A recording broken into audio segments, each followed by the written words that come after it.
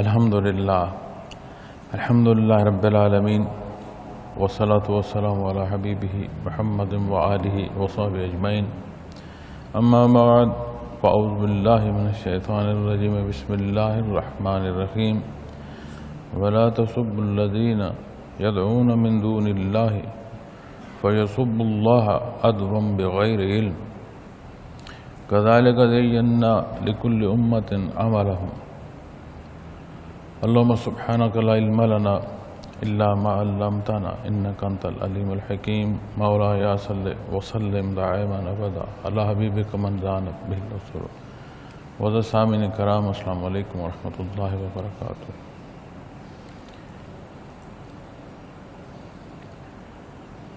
آیا کریمہ میں اللہ کریم نے ارشاد فرمایا ہے، اور جن کو یہ لوگ اللہ کے سوا پکارتے ہیں ان کو برا نہ کہو، پھر کہیں یہ حد سے گزر کر جہالت سے اللہ کی شان میں گستاخی نہ کریں۔ ہم نے اسی طرح ہر طریقے والوں کے لیے ان کا عمل مرغوب بنا رکھا ہے۔ یہ آدھی آیا کریمہ تلاوت کرنے کی سعادت نصیب ہوئی۔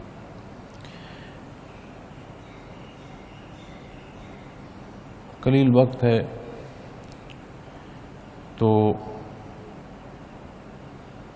کئی دفعہ موضوع پورا نہیں ہوتا، لیکن تلاوت چونکہ آدھی ہے آدھی مکمل کر لیتے ہیں، جہاں تک ممکن ہوا بات کر لیں گے، باقی انشاءاللہ زندگی رہی تو کل بات ہو جائے گی۔ ثم الى ربهم مرجعهم فينبئهم بما كانوا يعملون، پھر ان کو اپنے رب کی طرف ہی جانا ہے تو وہ ان کو بتلائیں گے جو کچھ وہ کیا کرتے تھے۔ جیسے قرآن کریم کا یہ ارشاد ہے کہ وَلَا تُسُبُّوا الَّذِينَ يَدْعُونَ مِن دُونِ اللَّهِ، کہ جو لوگ اللہ کے سوا کسی کو پکارتے ہیں اسے برا بلا نہ کہو، اسے گالی نہ دو۔ اسی طرح ایک حدیث شریف کا بھی مفہوم عالی ہے جس میں نبی کریم صلی اللہ علیہ وسلم نے ارشاد فرمایا کہ جو مجھے گالی دے گا اس پر اللہ کریم کا غضب ہوگا۔ تو صحابہ کرام رضوان اللہ علیہم اجمعین نے عرض کی کہ یا رسول اللہ صلی اللہ علیہ وسلم یہ کون ایسا بدبخت ہوگا؟ تو آپ صلی اللہ علیہ وسلم نے ارشاد فرمایا وہ جو کسی دوسرے کے مذہبی رہنما کو برا بلا کہے گا اور وہ بدلے میں مجھے اسی طرح برے الفاظ سے مخاطب کریں گے۔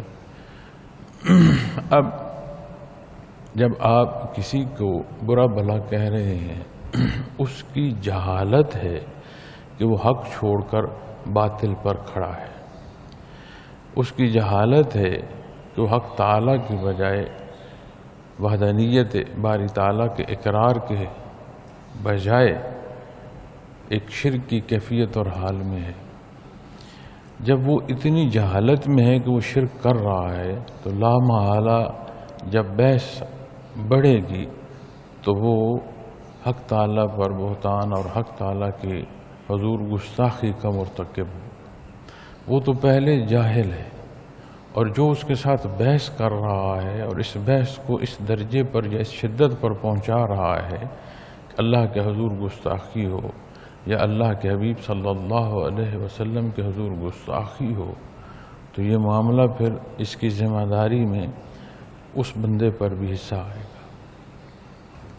تو یہاں قرآن کریم جب منع فرما رہے ہیں کہ وَلَا تُسُبُّوا الَّذِينَ يَدْعُونَ مِن دُونِ اللَّهِ، کہ اللہ کے سوا جو پکارتے ہیں، جنہیں پکارتے ہیں ان کو برا نہ کہو۔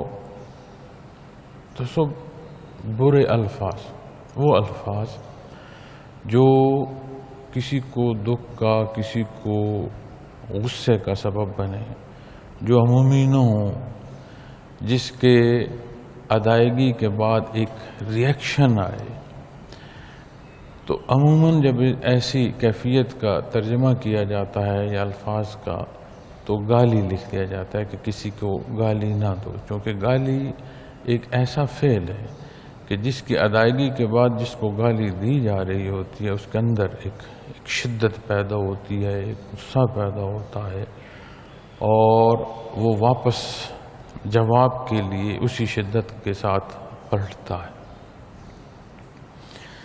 دین اسلام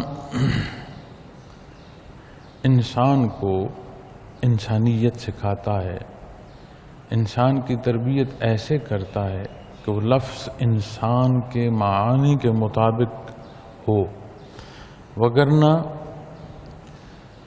اگر دین اسلام سے باہر زندگی کے معاملات کو دیکھیں، جو دنیا کے اصول ہیں ان کو دیکھیں، تو ایک جانور سے ابتر زندگی ہو جاتی ہے۔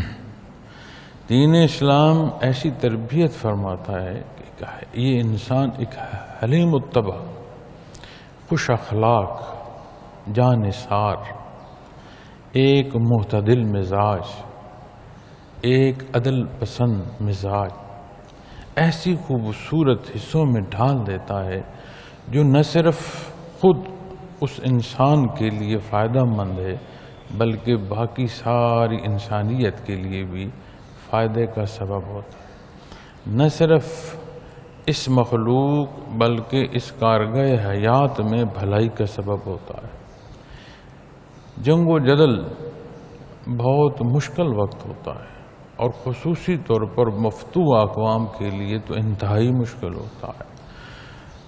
دنیا کی تاریخ میں اقوام عالم کے مابین جو جھگڑے ہوئے، قومیں فاتح ہوئیں، قومیں مفتوح ہوئیں، تو جہاں جہاں فاتح فوج داخل ہوئی وہاں کے جو حالات ہیں وہ اگر آپ پڑھیں، آپ سنیں، لرزہ طاری ہو جاتا ہے۔ لیکن یہی صورتحال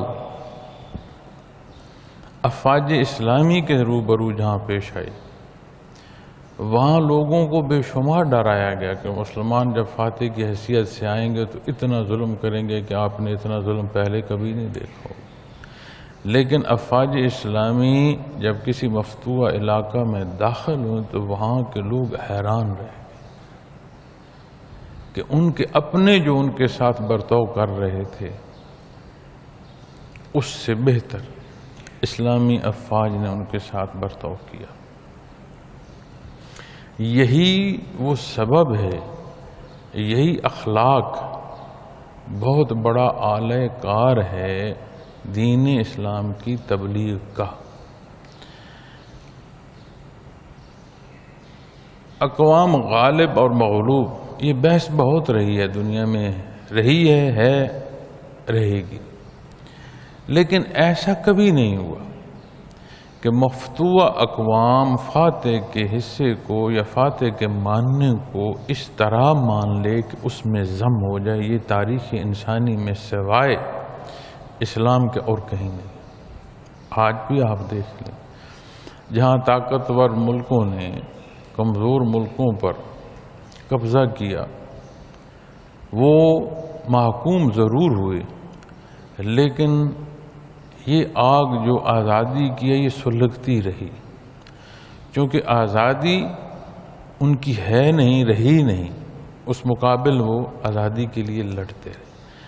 یہ اصول اللہ اور اس کے حبیب کا دیا ہوا ہے کہ جہاں پر ظلم نہ ہو ان لوگوں کی حفاظت تک کا ذمہ اللہ کریم نے مسلمان کو حکم فرمایا۔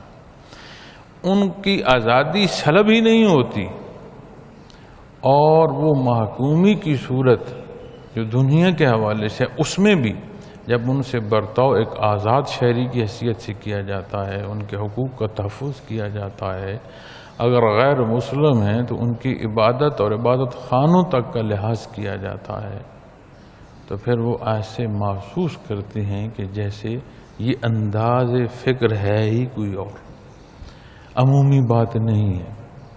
یہ وہ پہلو ہے، یہ وہ حصہ جو برتاؤ کا ہے، دین اسلام کے پھیلنے کا سبب بنا۔ نبی کریم صلی اللہ علیہ وسلم حضرت ابوبکر صدیق رضی اللہ تعالیٰ عنہ کے ساتھ دو فرد مکہ مکرمہ سے ہجرت کر کے مدینہ منورہ کی طرف چلے، لیکن جب فتح مکہ پر آپ واپس مکہ المکرمہ میں داخل ہو رہے تھے تو اس وقت آپ کے ساتھ کم و بیش 10,000 سے زائد اسلامی لشکر ہم رکاب تھا. لیکن آپ جب داخل ہو رہے تھے تو شاید جاتے ہوئے جو انداز چلنے کا تھا اس میں عمومی پہلو ہو، جیسے مزاج عالی تھا کہ آپ اپنی راہ پر اور اپنے دھیان میں چلتے تھے، واپسی پر آپ اتنی عاجزی سے داخل ہوئے کہ حیران ہوگی مخلوق کہ ایسے فاتح کبھی داخل ہوا ہے مفتوحہ جگہ پر. اور جس طرح آپ صلی اللہ علیہ وسلم نے نرمی بدل لحاظ کیا خاندانوں کا، حرم شریف کا، ہتھیار پھینکنے والے کا، حتیٰ کہ آپ کے چچا حضرت حمزہ رضی اللہ تعالیٰ عنہ کی شہادت کا باعث بننے والے جو لوگ ہیں ان تک کے ساتھ جب آپ نے نرمی برتی، بے شمار لوگ اس وقت دائرہ اسلام میں داخل ہوتے چلے. اسی بات کو آپ کچھ وقت پہلے لے جائیں کہ جب آپ مدینہ منورہ میں داخل ہوئے تو کیا صورت تھی. آپ نے وہاں ابتدا مواخات سے فرمائی، پھر میثاق تک بات پہنچی. مواخات اور میثاق مدینہ پھر اس خوش اسلوبی سے ادا ہوا کہ نہ صرف مدینہ منورہ گرد و پیش کی آبادی جو ہے وہ متاثر ہوئی اور دین اسلام میں داخل. اخلاق کریمہ ایسے عظیم اللہ نے آپ کو عطا فرمائے کہ جس کا جہاں جیسے جس صورت میں آپ سے واسطہ پڑا وہ متاثر ہوئے بنا نہیں رہ سکا. آپ اگر اس واقعے کو دیکھ لیں، جب ایک شخص تلوار اٹھائے آپ کو اکیلا دیکھتے ہوئے یہ للکار کر کہہ رہا ہے کہ آج آپ کو مجھ سے کون بچائے گا، تو آپ صلی اللہ علیہ وسلم نے جب فرمایا اللہ، تو اس فرمان سے اس پر ایسا لرزہ طاری ہوا کہ ہاتھ سے تلوار گر پڑی. آپ نے جب تلوار اٹھا کر یہی بات ارشاد فرمائی تو وہ گنگ ہو گئی، لیکن جس انداز سے آپ نے اسے معاف فرمایا وہیں وہ کلمہ حق پڑھ گیا. اسی طرح غزوات و سرائے کے حالات میں ایسے واقعات ملتے ہیں کہ لوگوں نے کلمے پڑھے. تو اسلام بنیادی طور پر جو انسان کو درس دیتا ہے وہ خوش اخلاقی کا، اور اخلاق اس کی بنیاد یا اس کے اصول کیا ہیں. ام المومنین حضرت عائشہ صدیقہ رضی اللہ تعالی عنہ کا فرمان ہے کہ کان خلق القرآن، کہ نبی کریم صلی اللہ علیہ وسلم کے اخلاق کریمہ قرآن کریم. تو سارے اصول و ضوابط اللہ کریم نے مخلوق کو کلام ذاتی میں عطا فرما دیے. یہاں دو پہلو عرض کروں. پہلی بات کہ قرآن کریم کو ترجمے سے دیکھا جائے، تفسیر سے دیکھا جائے تو آپ حیران ہوں گے کہ نہ صرف ظاہری پہلوؤں بلکہ سوچوں تک کو قرآن کریم مخاطب فرماتا ہے. انتہائی احسن رہنمائی نصیب ہوتی ہے. لیکن دوسری بات جو نازک ہے وہ یہ عرض کروں گا، ایک رواج آ گیا ہے، تضادات کی سبب کہہ لیں، بے علمی کی صورت کہہ لیں، خیر القرون سے وقت کی جو دوری ہے اس کے اثرات لے لیں، اور سب سے بڑھ کر جو ہماری بے عملیاں ہیں ان کے اثرات، کہ یہ عام ہو گیا ہے کہ احادیث مبارکہ موجود ہیں، کسی سے پوچھنے کی کیا ضرورت ہے، آپ پڑھیں اور عمل کریں. اسی طرح یہ بھی کہا جاتا ہے کہ قرآن کریم موجود ہے، پھر کیا ضرورت ہے کسی مولانا کی، کسی مفتی صاحب کی، کسی عالم کی، یا فقہ پر کسی ائمہ کے میں سے کسی ایک کی بات سننے کی یا سمجھنے یا اس کے پہلوؤں پر چلنے کی کیا ضرورت. یہ کہی جائے یہ درست نہیں، یہ سوچ جہالت ہے. زندگی کے عمومی معنوں میں دیکھیے گا، کسی نے عدالت میں پیش ہونا ہو تو وہ جو لوگ پیش ہو چکے ہیں ان سے پوچھتا ہے کہ میں کیسے پیش ہوں، میرا حلیہ کیا ہو، میرا کلام کیا ہو، وہاں کی حدود و قیود کیا ہے۔ ایک انسان کے سامنے پیش ہونا ہے، اپنا جیسا انسان۔ حالات اور واقعات نے کسی کو جج کی کرسی پر بٹھا دیا ہے اور کسی کو ملزم کی حیثیت سے کٹہرے میں کھڑا کر دیا ہے، ہیں دونوں انسان۔ تو وہاں اسلوب پوچھے جاتے، جہاں بات اللہ جل شانہ کے حضور حاضری کی آئے گی، جہاں اتباع محمد الرسول اللہ صلی اللہ علیہ وسلم کی آئے گی، کیا وہاں ضروری نہیں ہے؟ تو یہ بات درست نہیں ہے۔ نبی کریم صلی اللہ علیہ وسلم نے جب ارشاد فرمایا، صحابہ کرام رضوان اللہ علیہم اجمعین نے ہم جماعت عرض کیا، اللہ اور اس کے حبیب بہتر جانتے۔ عربی مادری زبان ہے، اس کے باوجود آپ صلی اللہ علیہ وسلم نے کہیں استفسار فرمایا، کوئی بات ارشاد فرمائی، کہیں سوال فرمایا، تو ایک ہی بات عرض کی گئی، اللہ اور اس کے حبیب بہتر جانتے۔ تو نبی کریم صلی اللہ علیہ وسلم نے، آپ کی ذات عالی نے قرآن کریم کی حدود مقرر فرمائی ہیں، اس کی عملی صورت تک۔ اب انہی حدود کو صحابہ کرام رضوان اللہ علیہ مجمعین نے اختیار کیا، اجماع امت ہم تک پہنچانے کا سبب ہے۔ ائمہ کی کوئی بحث ایسی نہیں ہے جو حد شرعی سے باہر جائے۔ اس درجے کا علم، اس درجے کی فقہ پر وہ شناسائی، قرآن و حدیث کی باریکیاں کوئی جانتا ہے جو یہ بات کہہ رہا ہے؟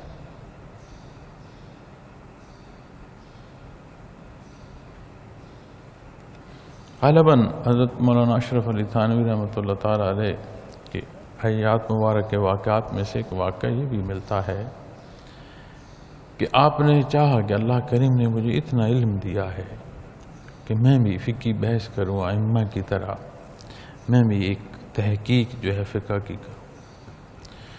تو ان واقعات میں جو بات ملتی ہے کہ یہ وہ دعا انہوں نے مدینہ منورہ میں روضہ رسول صلی اللہ علیہ وسلم پر فرمائی۔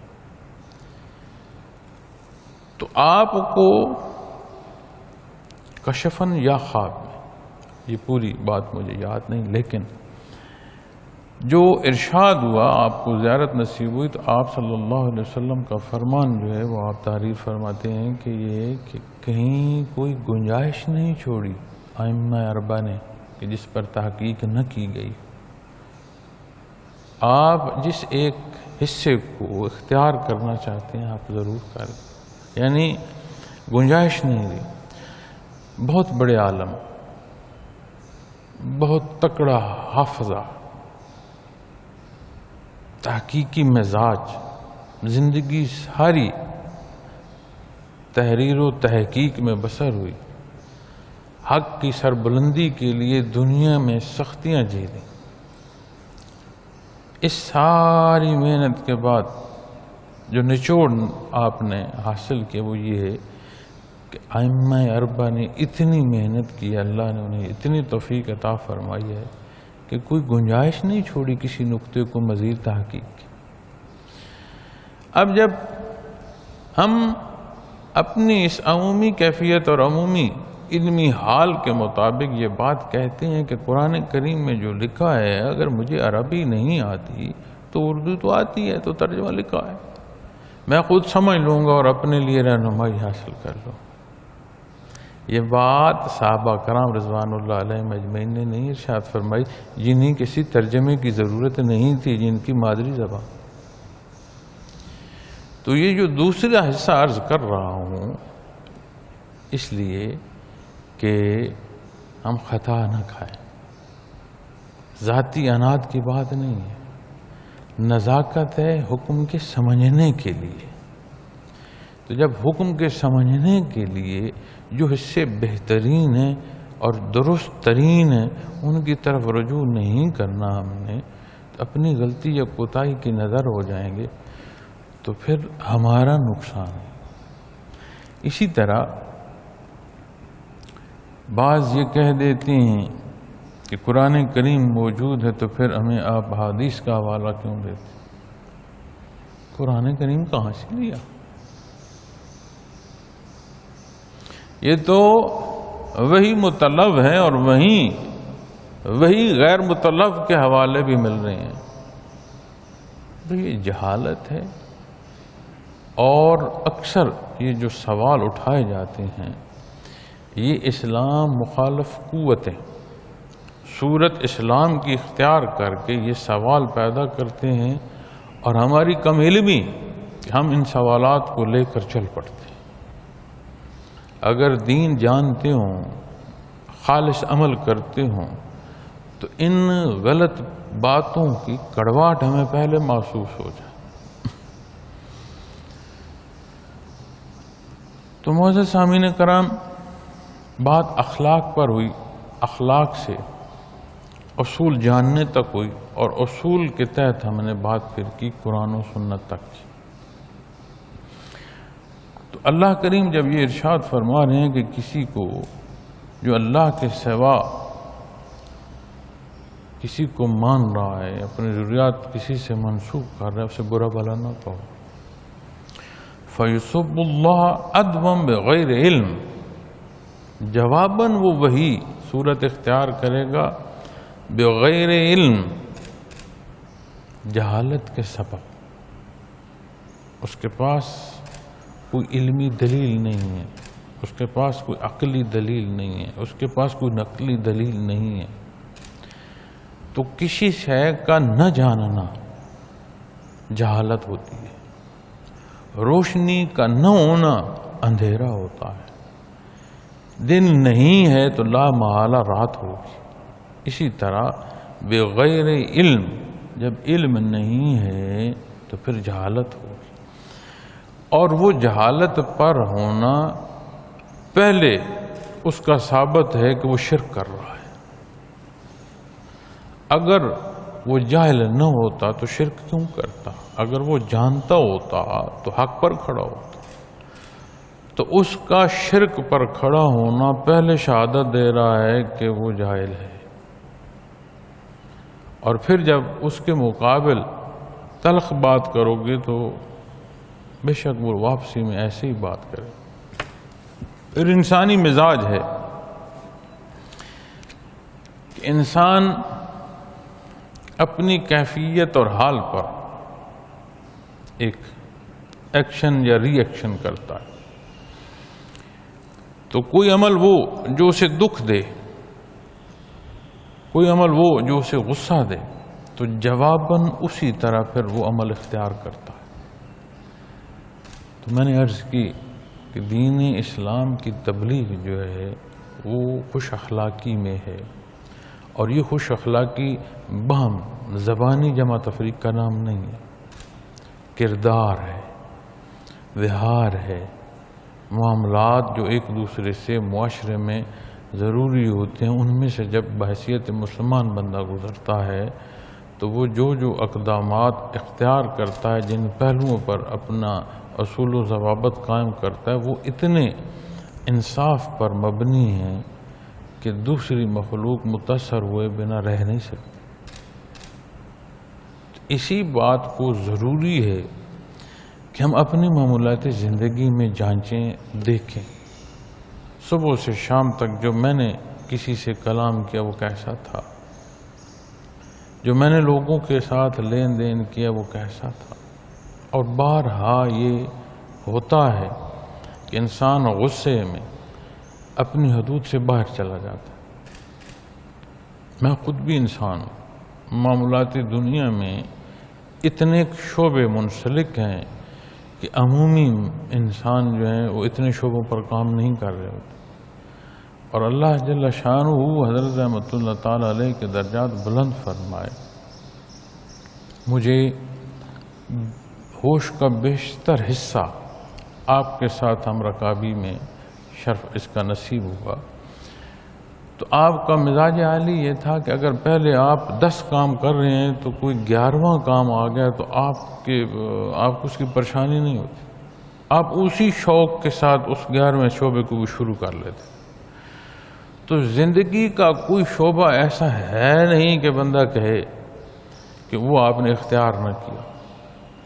اس سے مراد صحیح اور غلط کی پہچان کے ساتھ ہے۔ ہم تو جب بات کرتے ہیں نا کہ سارے کام کر رہے ہیں تو ہم یہ سمجھتے ہیں کہ شاید غلط اور صحیح سب سارے نہیں، 2 پہلو ہیں صحیح اور غلط۔ تو جب وہ آپ ان کی بات کریں گے حضرت رحمۃ اللہ علیہ کی، تو زندگی کے شعبہ جات جتنے ہیں آپ نام لیں جس کا، اس شعبے میں انہوں نے کام کیا۔ تو کئی دفعہ جب کوئی نیا معاملہ پیش آتا یا کوئی نیا شعبہ سامنے آتا تو یہ اپنے اندر بھی گمان ہوتا تھا کہ پہلے اتنے شعبوں میں کام کر رہے ہیں، شاید حضرت جو ہے اس سے منع فرمائیں، تو وہ پورے شوق سے وہ بھی فرماتے تھے کہ ہاں اسے بھی دیکھیں اور اسے سنبھالیں۔ تو اتنے شعبہ جات جو عمومی طور پر نہیں ہوتے کہ کہیں ایک جگہ پر انہیں اختیار کیا جائے ہوتے ہیں، تو انسان ہے تھک جاتے ہیں، وجودی استعداد جو ہے وہ بھی انسانی ہی ہے، ذہنی استعداد انسانی ہی ہے۔ ایک عمومی انسان جو صحت اور بیماری کے ساتھ رہتا ہے، پھر اللہ کریم معاف فرمائے، یہ جو کیفیت اور حال اللہ اللہ کا ہے، اس کے ساتھ بھی کئی ایسی عوارضات منسلک ہو جاتی ہیں وجودی طور پر کہ جو زندگی کا ساتھی بن جاتی ہیں اور ساتھ رہتی ہیں۔ اور تو کئی دفعہ میں غصے میں آتا ہوں، لیکن وہ غصے کی کیفیت مجھے اتنا تکلیف نہیں دیتی، جب تھوڑا وقت گزر جائے تو جو اس پر مجھے شرمندگی ہوتی ہے اور دکھ ہوتا ہے۔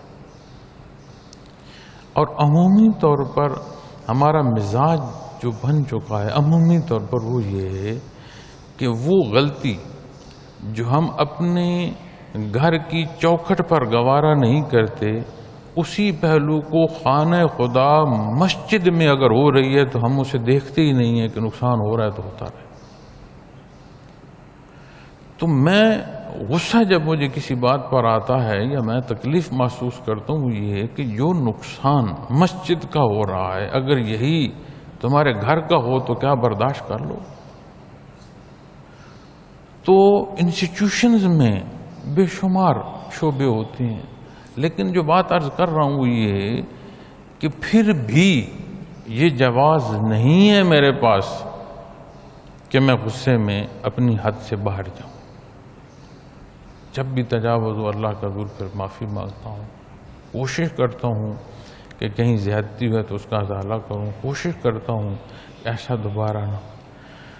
تو دین اسلام کے اصول اتنے خوبصورت ہیں کہ اگر ان کو اختیار کیا جائے تو یہ نوبت ہی نہیں آتی کہ کوئی غصے میں آئے بھی صحیح، اور اگر کہیں غلطی اور زیادتی یا تجاوز ہو جائے تو اس کا خوش اسلوبی میں حل ہے پھر دین اسلام میں۔ تو میں یہ عرض کروں گا کہ بحیثیت مسلمان جب ہم اپنی ذمہ داریوں کو دیکھیں گے تو پھر ذاتی یا اجتماعی پر بات نہیں آئے گی، بات اللہ اور اس کے حبیب کے حکم پر آئے گی۔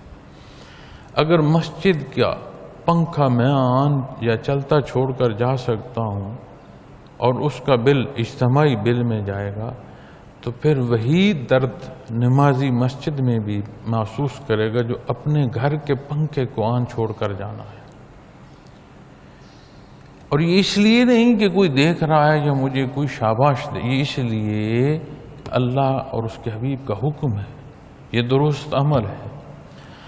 اور ہر عمل وہ اس لیے نہیں کرے گا کہ لوگ مجھے باکمال کہیں، اس لیے کرے گا کہ یہ تعمیل حکم کی صورت ہے، اللہ مجھ سے راضی ہو، میں بعین ہی اپنی زندگی اسی کاوش میں بسر کر دوں جیسے نبی کریم صلی اللہ علیہ وسلم نے ارشاد فرمایا۔ پھر اس سارے کے لیے ایک کیفیت اور حال درکار ہے جو یہ درد کا احساس دے. یہ جو وجود انسانی پر کہیں زخم لگ جائے نا معزز خواتین و حضرات، تو درد کی شدت تب محسوس ہوتی ہے جب وہاں کے اثرات دماغ تک جاتے ہیں، پھر دماغ اس درد کا اطلاق پورے وجود کو دیتا. اگر وہ جگہ سن ہو، عمومی مثال دیتا ہوں، بے شمار بیماریاں ہیں جن پر یہ پتہ نہیں چلتا، لیکن مثلا وجود کا وہ حصہ سن ہے، سن حصے پر زخم آئے وجود میں درد کا احساس پیدا نہیں ہوتا. کتنے آپریشن ڈاکٹر کرتے ہیں، وجود سن کر دیتے ہیں، لوگوں کے اعضاء کاٹ دیتے ہیں، نہیں پتہ چل رہا ہوتا. کیوں نہیں پتہ چل رہا ہوتا؟ وہ احساس ہی نہیں ہے کہ جو یہ اطلاع دے، وہ رابطہ ہی نہیں ہے دماغ کا اور اس جگہ. تو جب احساس غالب ہوگا تو پھر ہر غلطی جو ہے وہ غلطی محسوس ہوگی. نیکی ورع تقوی اختیار کرنے کی نہ صرف طلب یا اعلان ہوگا، اس پر عملی صورت نصیب ہوگی. تو ان سارے حصوں کو اگر میں اپنی بات کو، آج کی بات کو سم اپ کروں تو اس سارے میں جو بہت بڑا حصہ ہے یا مین کردار ہے صحیح کو سمجھ کر عمل تک لانے میں، وہ قلب انسانی ہے. اسی لیے صوفیاء مخلوق خدا کو اس کی دعوت دیتے ہیں کہ آئیں اپنے اللہ کو یاد کریں. اور یہ صوفیاء کا کہنا ذاتی نہیں ہے، ارشادات محمد رسول اللہ صلی اللہ علیہ وسلم کے تحت کلام ذاتی میں قلب انسانی کو بے شمار دفعہ بیان فرمایا گیا ہے. ہر عمل کا اثر جہاں ظاہر پر پڑتا ہے وہاں قلب انسانی پر بھی پڑتا ہے. اللہ کریم ہمیں عمل صالح کی توفیق عطا فرمائے، اور جو حصہ اس آیہ کریمہ کا رہ گیا انشاءاللہ زندگی رہی اللہ کریم کو منظور ہوا تو کل دوبارہ عرض کریں گے. وآخر دعوانا ان الحمدللہ رب العالمین. الحمدللہ رب العالمین، والصلاة والسلام علی حبیبہ محمد وآلہ وصحبہ. ربنا لا تزغ قلوبنا بعد إذ هديتنا وهب لنا من لدنك رحمة إنك أنت الوهاب. رب يسر ولا تعسر وتمم بالخير. وصلى الله تعالى على خير خلقه وآله وصحبه أجمعين برحمتك يا رب. اللہ اللہ اللہ اللہ اللہ اللہ اللہ